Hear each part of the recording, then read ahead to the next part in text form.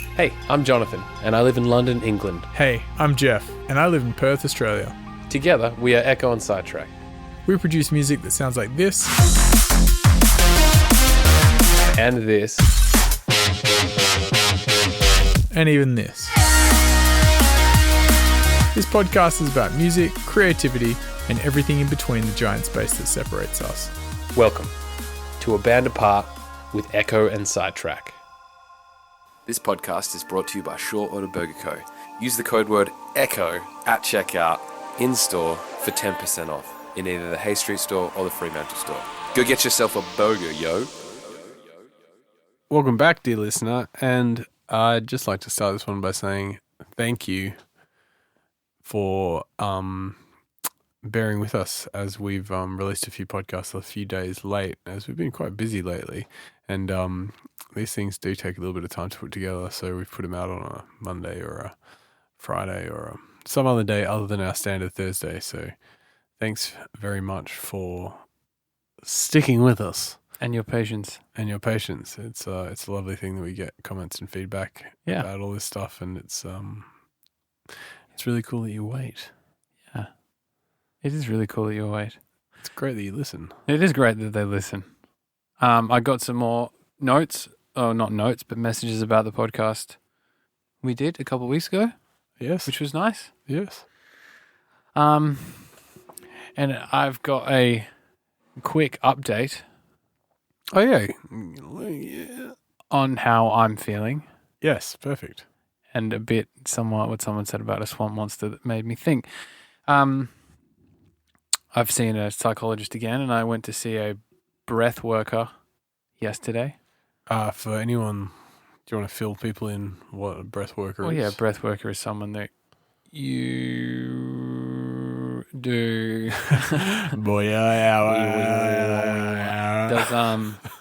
does breath work with you. So focusing on the breath and kind of goes through this breathing exercise with you. And it's got spiritual foundations. And I've done it before, and I found it quite helpful. I've done it, and I thought it was very psychedelic and a wild and a very enlightening. It's a good release. It's beautiful.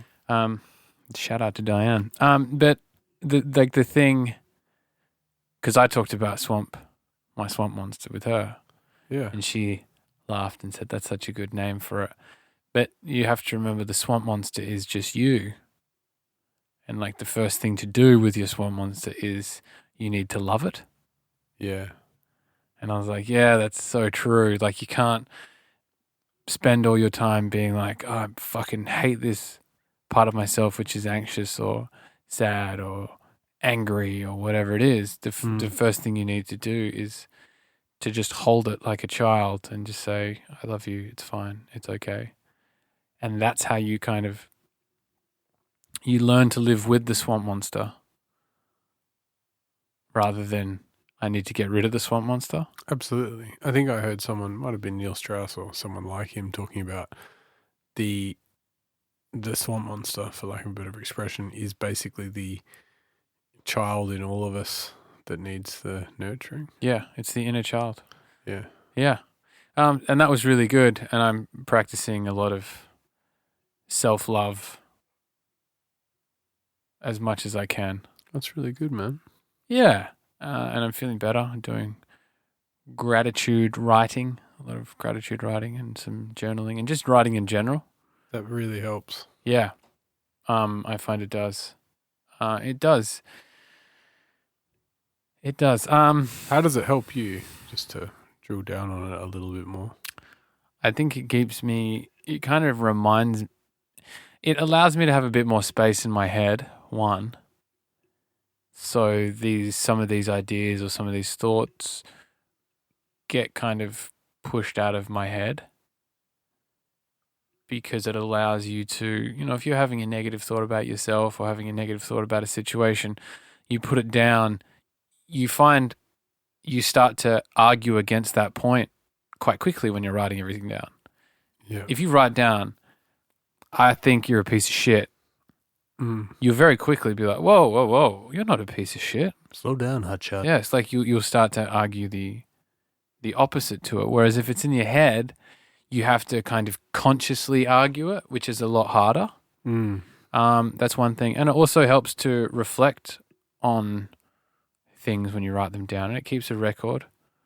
So you can sometimes go back and read little things and go, like, oh, okay, I was feeling like this then, or I felt better after I did X, or, it's creating a document or like a history on who you are as a person, so you can better mold yourself to things that feed you good energy in your life. It's like writing down that you don't like kale, so you don't have to try kale again.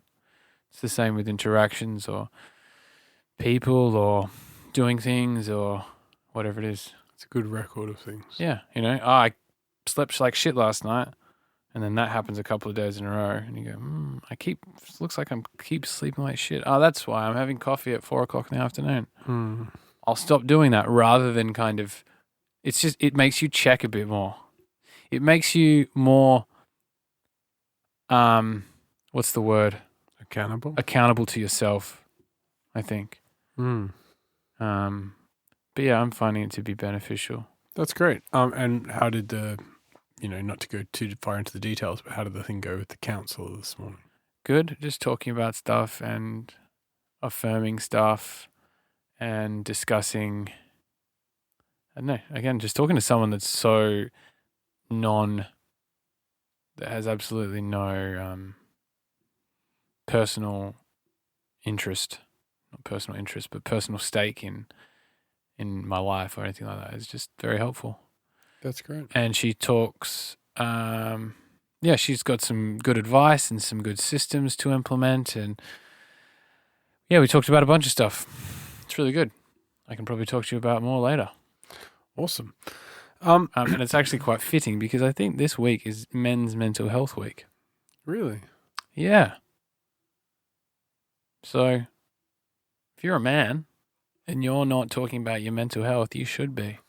No, I think sharing and communicating is really important. I had a conversation with someone this morning, and we were talking about relationships. And one of the most important thing with relationships, apparently the thing that creates longevity in relationships, is how you resolve conflict. Because it means that resentment and things don't brew and stay over time. So it's like it's how you deal with conflict in the first place, but mostly how you resolve it. Like, it's fine, just let it go. Versus actually we need to talk through this and get to the crux of it, and I can just laugh that off, it's fine after 20 minutes. Like, you've got to have a common approach to that, which will allow you to work better, because otherwise, it's the conflict that'll break you, not the good times. Yeah, That was a really interesting point. He's a very clever boy. Too many doors. If you leave too many doors open, it's unhealthy because there's no resolution to anything.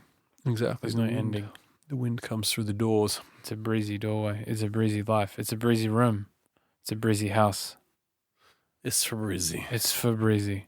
But yeah, it was good. It's good. I would advise anyone out there to go talk to someone about mental health if you need it, because it's so helpful. Absolutely. And I'm finding great benefits from it. I wanted to ask you a question.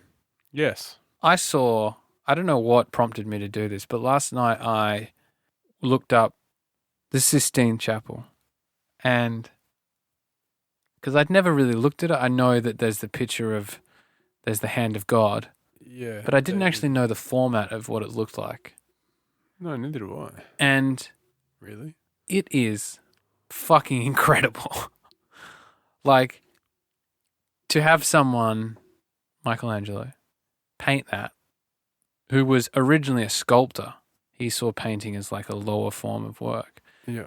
And the Pope, I can't remember which Pope it was, but the Pope commissioned him to do this, and he was like, let me be a bit more freeform with it, and convinced the Pope that he could be a bit more freeform, and made this beautiful piece. And I kind of understood, before I didn't understand why so many people would go and see it. Why it was such a massive tourist draw card. Can I see a photo of it? Yeah, I'll show you a photo of it. For anyone out there, I would go and look up a picture of the Sistine Chapel. Like, how fucking psychedelic is that? It's basically a room covered in paintings. For the listener, we're looking at a picture. I've never understood that that's the format of it. And it's basically like graphic design of like a grid of images. 1, 2, 3, 4, 5, 6, 7, 8. There's 8 in the middle. In the middle. I'm sure there's... Just go look up the pictures of And the they're all Sistine done by Chapel. Michelangelo? Yeah, over 5 years he worked on this. That's bananas. And then he came back, and I believe that's when he did this fucking thing, which was the Last Judgment. So they're giant frescoes. Huge. That's insane. Yeah, I'm still interested in where this is going as far as a question to me. It's so impressive. So impressive. Wow. I had no idea of the scale. It was just so impressive. Then I started listening to some Bach, as in Johann Sebastian Bach, the composer. And I was listening to, he's written some pretty big bangers in the classical realm. And I was listening to this and I was looking at the Sistine Chapel. And I was thinking, how incredible must have this sounded, or how incredible must the Sistine Chapel have looked to people in the Sistine Chapel was done in the 1500s. I don't know when Bach was making music, around 1400s. Was he 1400s? I maybe thought he was later, but I'm just shooting in the dark. Bach was making music 1680. He lived 1685 to 1750. Okay, I would have said early 1700s. So how amazing would have been for the people consuming it, and how magical it would have been. Yeah, 300 years ago. Fast forward now. Yes. And someone makes the sound, Hans Zimmer makes the soundtrack to Interstellar, which is a beautiful piece of music. Yes. And it is emotionally engaging. Yes. Especially when coupled with the imagery. But that sits in a bowl of other big creative acts. It's like there's movies coming out every day with good soundtracks. Yep. There's not multiple versions of the Sistine Chapel. So at the time, the art is made, and it's like, that's the one in the world that does that thing, or Bach, or any of the composers. At that time, no one's making jazz, no one's making hip hop, no one's making electronic music. The music that's popular around most of Western Europe is piano and classical instruments, so strings, flutes, woodwind instruments. The music that survived history, really. That's the music that survived history. I reckon there would have been other music. There's other types of music, less obviously, and recorded and things like that. In Asia and Africa and South America. But this is the style of music. When people refer to music, it's usually going to be classical. Yeah. It's like one of 6. Yes. But now there's subgenres everywhere.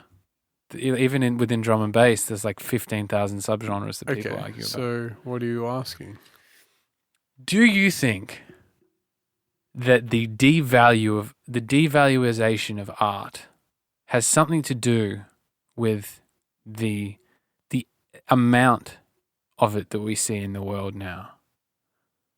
And that what makes these things so special is the lack of competition at the time that were maybe that kind of competed with these pieces like this. Obviously, there's other people doing huge frescoes at this time, and other people making classical music. But the things that stay alive from our past and still impact us today seem to be things that were like, when they were made, that was the only one.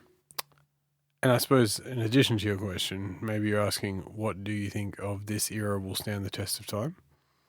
That could be a follow-up question, yeah. Like, what do you...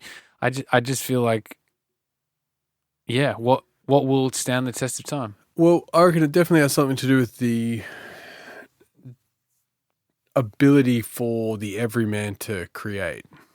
You know, even up until the 1950s, music was something a certain kind of person went into, and it was like a hobby, or it was something, I mean, probably later than the 1950s, but like the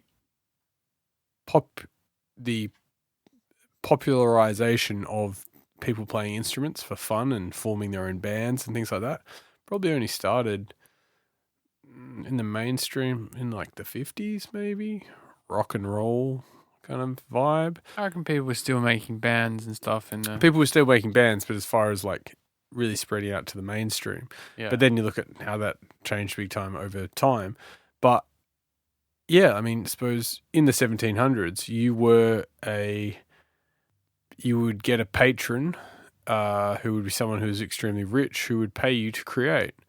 And they pay you to commission. Yeah, They'd they commission commission a you song. to do amazing things, often in the name of the church, which is one of the reasons these things survived so long, is because they were seen as like holy relics. But yeah, these, there were less people spending time creating because a lot of people didn't have the freedom to, like, oh, I'm going to be a great artist. Like, no, you're not. You're going to work in the field. Cool story. That's where you live and die. I hope you had some kids. Like, life was a lot more brutal. It says it's a testament to the luxury that we live in, that we can pontificate on creative things and create stuff and be like, and share things with the world. Because there are still people now that don't have time to create and the space to create as well. But does it devalue it? I don't know. It's like a supply and demand thing. Like, if there's only one, it's really valuable. If there's 100, it's 1/100th of the value. And as soon as art became copyable, with something like an MP3 and how easy it was to burn an MP3, CD. suddenly it's less valuable, or it's not as valuable as something like a... And that's kind of what like pop art, like Andy Warhol stuff was about. Like him being like, how about I just reproduce the same image over and over again? Because it was a comment on the fact that art can now be copied. Yeah. But, he was famous for saying, I think it was him that said, everyone will have their 15 minutes of fame in the future. And it's been happening for the last 20 years. Everyone wants to be famous, everyone can be famous, and everyone's just looking for their way to get in, no matter how empty or, vain it might seem. People just want that little taste. So does that devalue fame? Yeah, probably a little bit to some people, but if you do something and that gets you famous, and you're famous because what you did means something, then that's real. It's just notoriety. Compared to someone who's famous for being famous. Famous for being famous because you flashed your tits at the thing, or you made a weird sex tape, or you say one kind of word in every song and everyone just samples you, or I don't know, there's a million. It's weird how people get famous these days. In the weirdest possible ways. And some people, like, it's like the light shines on them and then they're like, whoa, looking sideways, like, why is the light shining on me? Oh, I'm going to start dancing quickly so the light stays on me, and then the light moves. It's what you do with that notoriety. But some people are just like grinding in the background, like to break through to the area where things are just more light, to stick with the light analogy. Did you ever want to be famous? I think so, in like a weird way. Like I wanted to be like famous, like a movie star or something but not because of fame. not because of the fame or the opulence of it. I think just because it was like access to do things. Yeah. Like maybe like even when we started DJing, like it wasn't because I wanted to be famous. It was like I think I want to play music and share my music, and then it was like, oh, that felt pretty cool to perform. Like, we performed in bands and stuff, and that kind of felt good. But it wasn't I want to do anything in my power to get famous, whatever it is. Like, oh, I'll chop and change. I'll choose a different genre of music. Like, I'm this guy, I'm that guy, I'm wearing this shirt. Like, 1 year I'm this, and whatever's cool. Like, I just want to be the possibility of fame. Exactly. I don't think that's what was in me. But yeah, I think yes. To answer your question in a very long-winded way, not unlike the long-winded way in which you asked your question, yes, I think in nowadays, things that are created of Sistine Chapel level are fewer and far between. One, because I don't think people spend as much time perfecting their craft and pushing something out. But also, if something like that does happen, it's then about getting eyes on it. Because you could create something amazing, and then if no one sees it, then like, is it good? And just because a shitload of people see it, does it make it good? No. Like, is a Billie Eilish song, because it's been listened to 1 billion times, equal to that any of the work of Michelangelo? No. I would argue not. And then like, scrolling through Facebook yesterday, I watched a video of a man asking a older man who might have been disabled or was kind of looked like he was walking in an impaired way. He said, are you happy? And he answered, yes, I am happy because I'm alive. And it was one of those, it's a sweet video. And that had like 30 million views on Facebook. So like, how long do you reckon it took 30 million people in 15 whenever the Vatican had opened that chapel to the public? How long do you reckon it took 30 million people to see the Sistine Chapel? 100 artwork? years. Yet this video was posted, I don't know, sometime in the last month. Yeah. And 30 million people from around the world had watched this video. But the eyes that were looking at that video, they're paying less attention. They're not looking at it the same way people looked at the Sistine Chapel. People were like... Because people stare at the Sistine Chapel and go, holy fuck, they're moved. I remember I talked about being moved by going inside the chapel in Cologne. Yeah. Because it's like, it's a spectacle. It's a spectacle. It's big. It's so different to anything you're around before. And you know, I think I said you can understand why people would believe in God being in a room like that. Yeah. Because it's an interesting space to be in. Yeah, it's funny actually. Like, I use that expression far too often. It's funny. Yeah. Is it funny? Most of the time it's just interesting, or even just a thing. In Captain Fantastic, which is a great film if you haven't seen it. Well, we should do a slight movie review at the end. He says, he asks one of his daughters is reading Lolita. Mm. And he says, how is it? And she says, and she's like 14 or 15, she says, it's interesting. And everyone in the family is like, interesting, like bad word. You can't use that word. Yeah. And he's like, interesting is a nothing word. Explain yourself. Yeah, that's so true. And I was like, fuck, I say interesting all the time. Interesting is a coverall, like Yeah. delicious or funny in some respects. Yeah. What I was going to say that I found interesting, is the way people interact with media now. And I mean media as in like a painting, a piece of music or anything, is so attentionless. It is just another thing flying at you and you're like, oh, that was pretty cool. What onto the next one? Yeah. It's like everything's consumed in that fast food way. The fact that you get anyone to look at anything or listen to anything in isolation is insanity. Like, you know, people don't listen to music. People don't listen to music just listening to music. They watch other things. They're doing other things.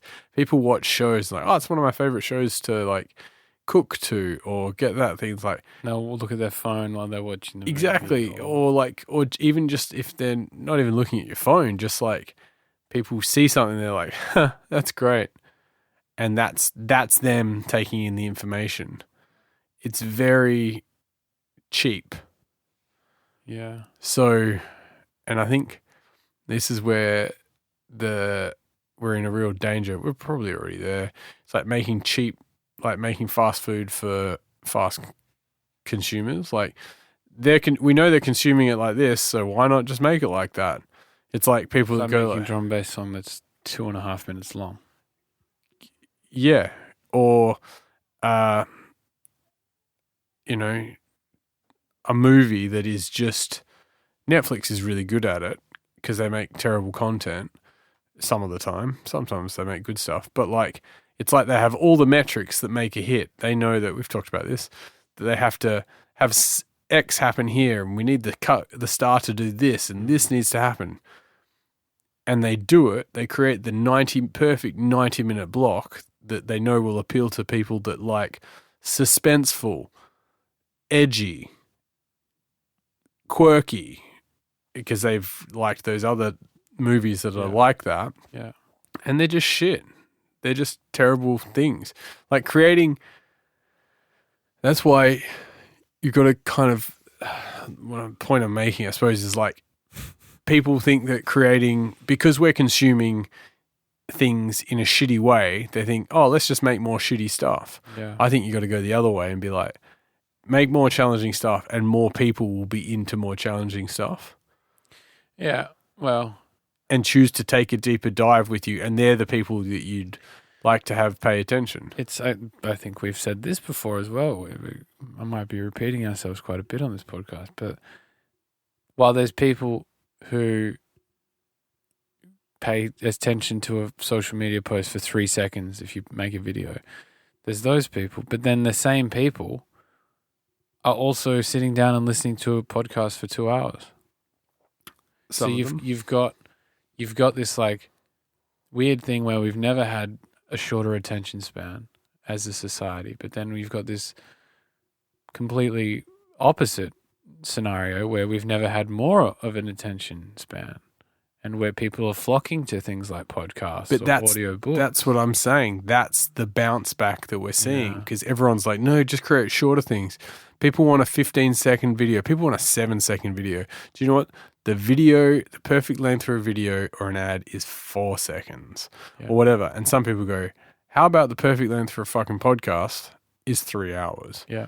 Because if you said to someone, 20 years ago, we're just going to have people talk for 3 hours, they'd be like, it's talkback radio. That's for a very certain demographic or whatever. It's like, that's not interesting. People, we need talking points. We need to, quick edits. We need fast things. And I think the more people that, realize that things are actually moving in that direction, where people are happy to absorb stuff at a slower rate, you get more from it. And if it's good, there's more depth. You observe the depth of something. It's like listening to an album once and being like, that was fine. And then listening to an album 9 times and you're like, I feel like I've completely absorbed, or not completely, I feel like I've more fully absorbed this thing and appreciated what it is. I think a large part of that, of the people enjoying things like podcasts and long form conversations that they didn't enjoy about talkback radio, it was probably because of the censorship. So in podcasts now, you've got people speaking truths with uncensored and unfiltered a lot of the time, and shit, piss. People are fuck, bum, cock, fanny. People are expressing themselves, and kind of it's refreshing.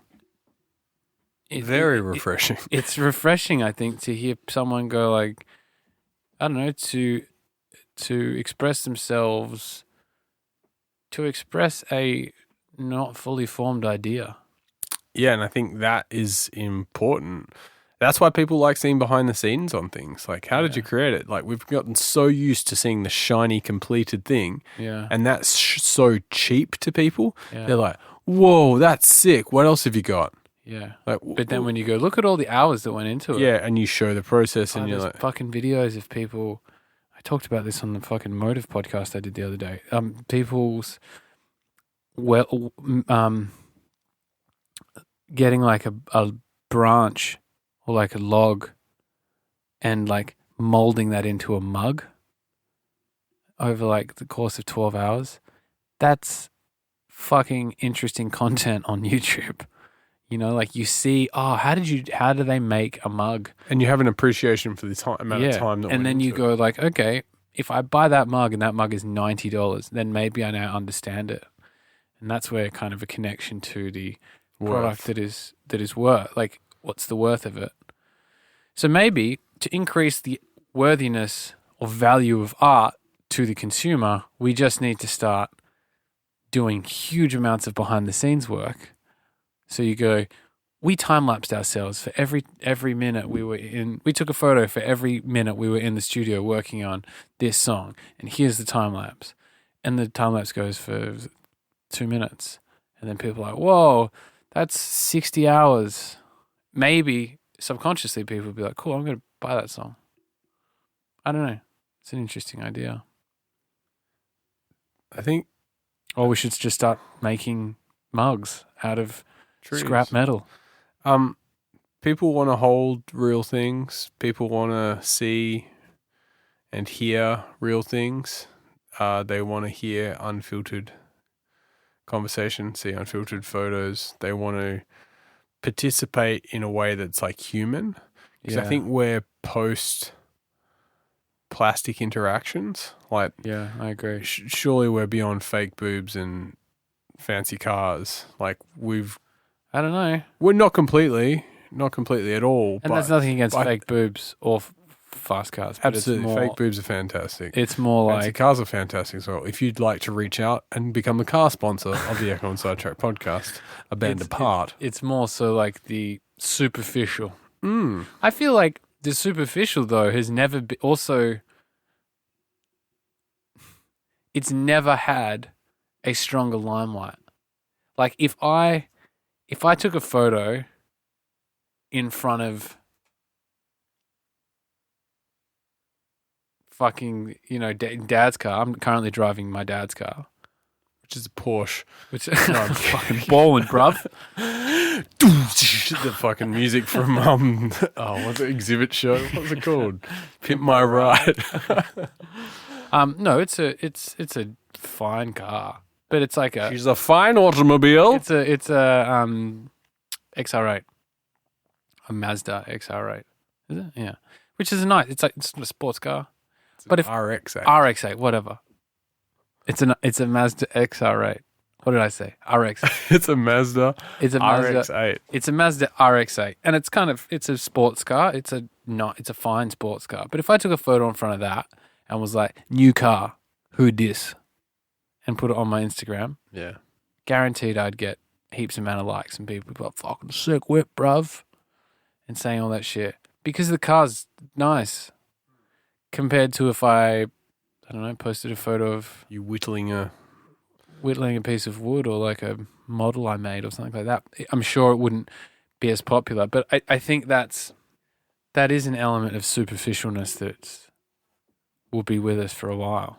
What you're saying about superficial things never being more popular is absolutely true, but I would argue that, a rocket is at its highest peak just before it blows up if it's going to fall out of the fucking sky. Yeah, or sometimes it goes all the way to the moon. Sometimes it does, but like just before something explodes, it's always at the highest peak. And I think we've run this thing into the ground. Do you see things to mix metaphors in incredibly clumsy way. He'll fall like a house of cards. Checkmate. Yeah, but do you see getting to a point where like not posting on Instagram will be Take it away from social media. Because when something bounces back, it doesn't necessarily bounce back in such an obvious direction. okay. So you do see quiet achievers more, but I don't know if you see them more if you're just like they're not talking. Some people's achievements, So they they're- like to make a lot of noise about. Yeah, there's people that make louder noise about their achievements than others who just hammer away. And it's not a value statement on the quality of their achievement.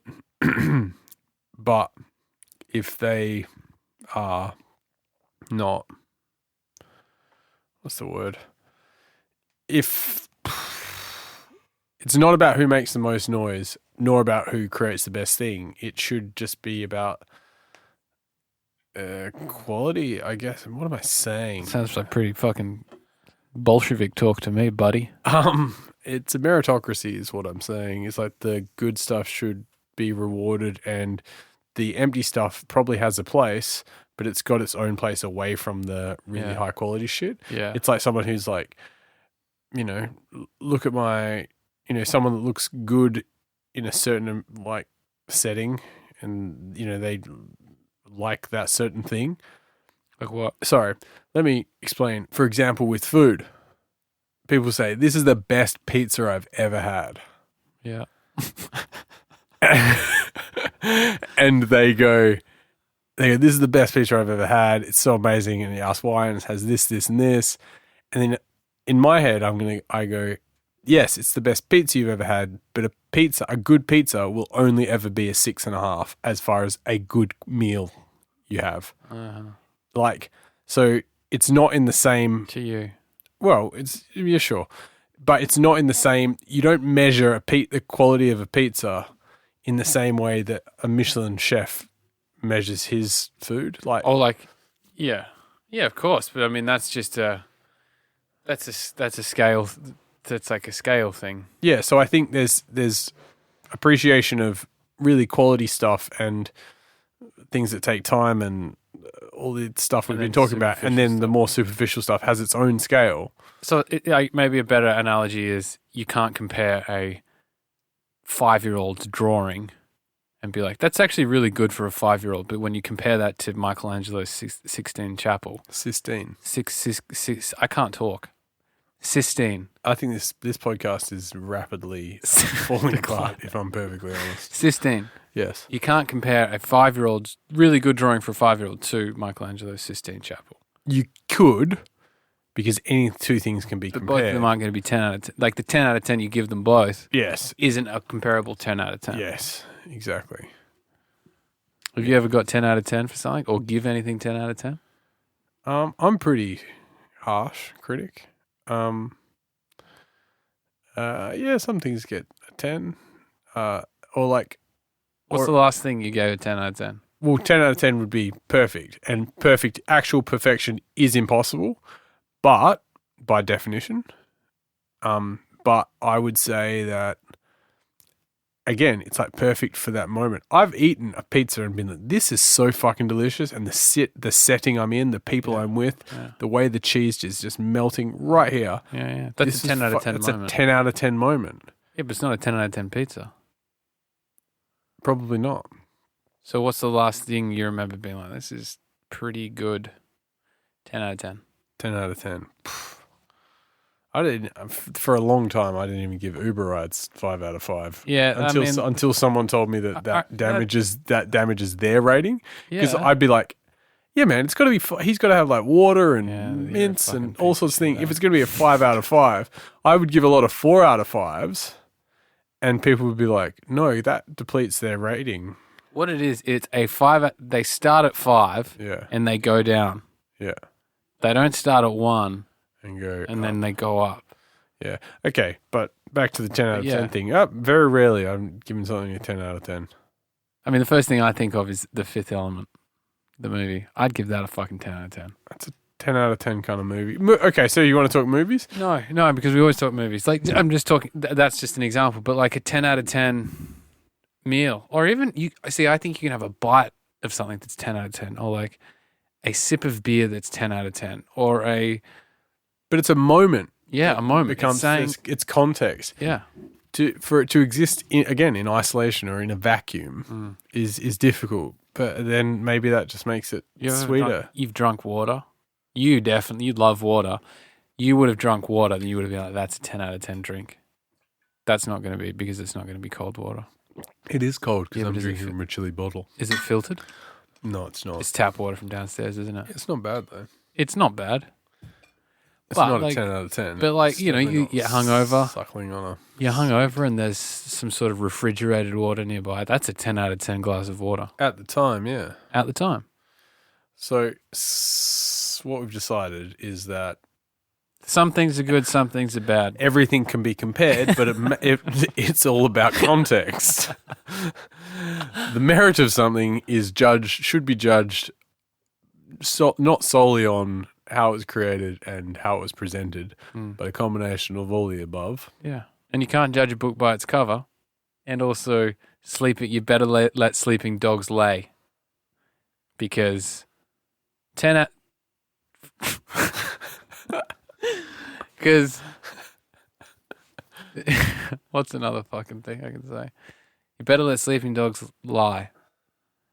Because 9 out of 10 times, there's going to be a crab in the hole. And if you put your hand in, you're going to get snipped. You're shooting crabs in a bucket. The early bird gets the worm. 2 mice fell into a bucket of cream. And 10 out of 10 movie. Catch me if you can. let's finish this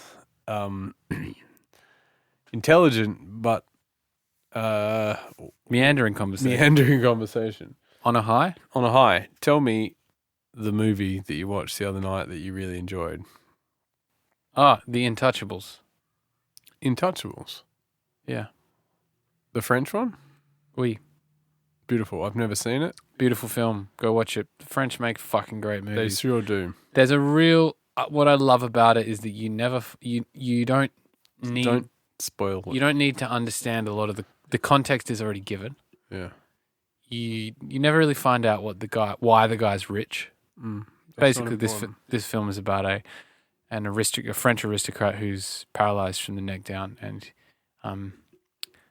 a man from the not the ghetto, but like the I can't remember what they're called in France, but like the estate houses in Paris, and he gets a job caring for him. But you never find out like why he's so wealthy. You have no idea what he's going to do. He does. It's just all about their relationship and how they help each other. That's beautiful. And it's beautiful, and it's so different to an American film. You get that context more, or there has to be a throwaway line of like, "All right, Mr. Jenkins, like you're this." He's a rich politician that got fired, and now he's got money, or like It's a lot more is shown. Yeah, a lot more is shown and not assumed. Yeah, And it's great in this because you kind of you accept it, and you're like, oh, that guy must be this guy's brother, or like this guy he must just do that. This lady clearly works for that man, and I don't have to know her job role, and I don't exactly have to know anything about it apart from the fact that they're having this conversation now about this. It's a beautiful way to. And French and Spanish filmmakers. Well, I find any non-American film don't explain so much because they don't assume that the audience is stupid. Yes, I completely agree. The Intouchables. The Intouchables. They remade it in America with Bryan Cranston and Kevin Hart, Yeah, and it's called Can't Touch This. I can't remember what it's called. Portrait of a Lady on Fire That's a movie that I want to watch. is a lovely movie. that has some lovely moments. But again, it's like you're just kind of thrust into this time, and you've got some questions and things happen, and you're like, what's kind of going on? But it's like it's lovely moments on some days.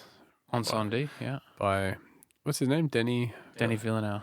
Yeah, that movie is stunning and moving, and again, like you're like, who are these people? Where are they from? Like, but that adds to the tapestry of imagination that you're creating in your mind, rather than being presented with like, and this is this stereotype of a person. And after a while, you forget about it.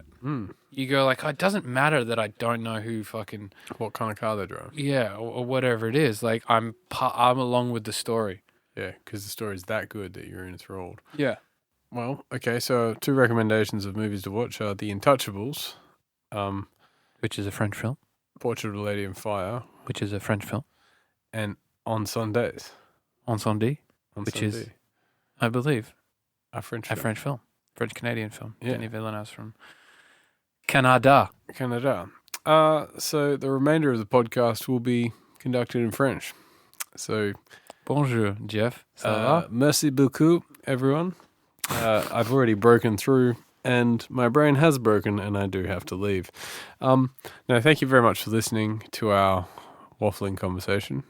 Thank you very much for having it with me, Jonathan. Thank you for having it with me. As always, I've enjoyed this conversation. And I think, we've had some deadlines. We've done some stuff. We've both had a little bit of a break from music these past couple of days. And I think we'll be back. We'll be back on it and back in the zone to deliver podcasts on time and with the hottest content coming out. Superficial content creation. That's our new podcast. Now, we've got lots of new things to share. Maybe next week we can talk about a new song. Whoa. All right, big dog. I love you. I love you too, buddy. See ya. Bye. Thanks for listening to this week's podcast. Make sure you subscribe to us on your podcast app and keep up to date with all new episodes. They're going to be coming out once a week. We are Ekko and Sidetrack on Facebook and Instagram. On Twitter, we are Ekko Sidetrack. Go listen to our music on Spotify, Apple Music, Tidal, YouTube, or wherever your ears consume happiness. Lots of love, people.